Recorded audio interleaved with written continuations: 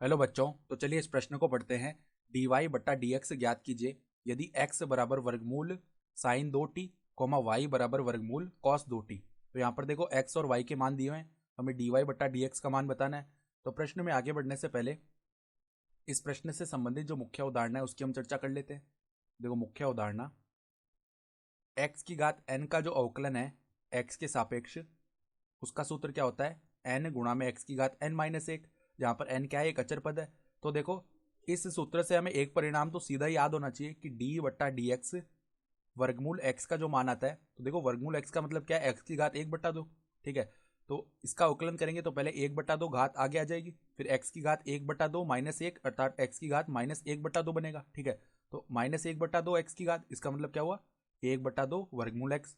तो हमें सीधा याद होना चाहिए कि वर्गमूल x का जो अवकलन है x के सापेक्ष 1/2 वर्गमूल x होता है। ठीक है, उसके बाद देखो जो साइन x का अवकलन है x के सापेक्ष,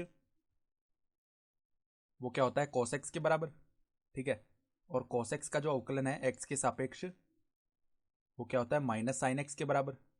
ठीक है, तो अब देखो हमें सवाल में क्या बोला गया है, x का मान जो है वो किसके बराबर है, वर्गमूल साइन 2t के बराबर है।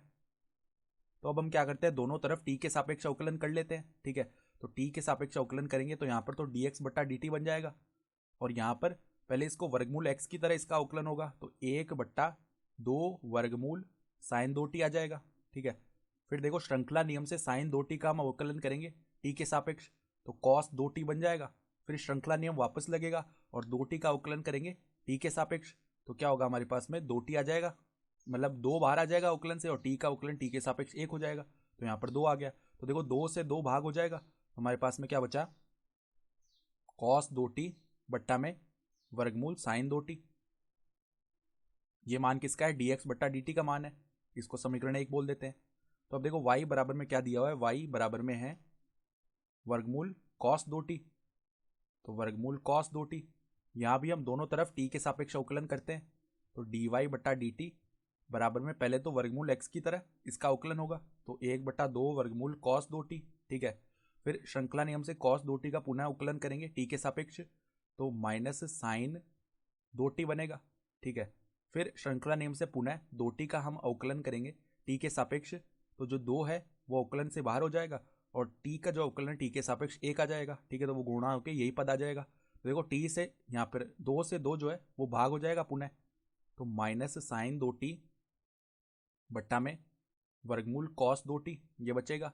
इसको मैं एक बार के लिए समीकरण 2 बोल देते हैं। तो देखो अब समीकरण 2 बट्टा में अगर हम समीकरण 1 करें, अर्थात समीकरण 2 भाग समीकरण 1 करें, तो यहाँ से क्या आएगा, देखो डी वाई बट्टा डी टी बट्टा में डी एक्स बट्टा डी टी का मान किसके बराबर आएगा, डी वाई बट्टा डी एक्स के।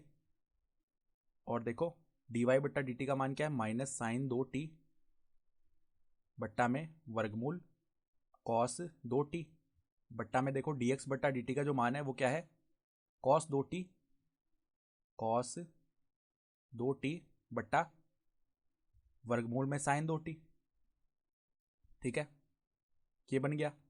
तो अब देखो पद ऊपर जाएंगे तो माइनस साइन 2t गुणा में क्या आ जाएगा, वर्गमूल का साइन 2t।